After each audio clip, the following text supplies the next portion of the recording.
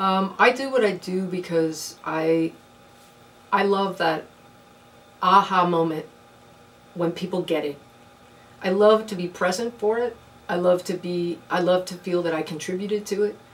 And that really is something, is when somebody goes, oh, I get it. Or when you see the look on someone's face. I'll tell you a quick story if you want to hear it.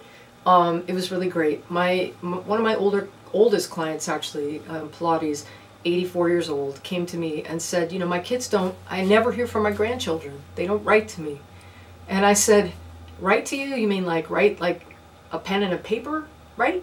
And she said, yeah. And I said, Renee, unfortunately, kids are not going to write these days. They just don't. You know, they have other forms and ways to communicate. And she says, well, I'm on my computer. They don't even email me.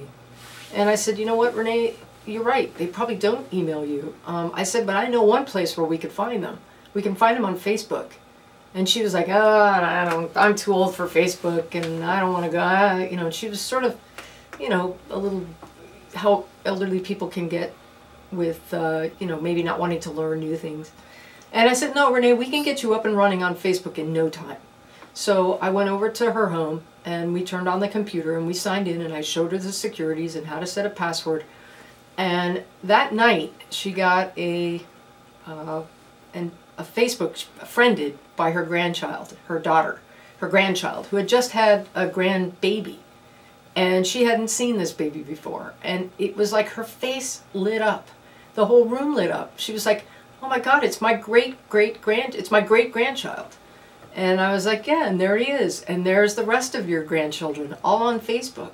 Well, 4 days later, when you get the little notifications that everybody gets that's her friend, it said, Renee has just friended 12 people on Facebook.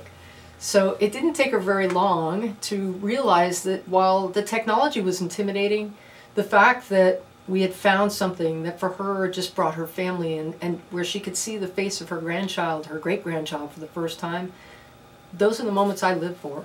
That's what I do.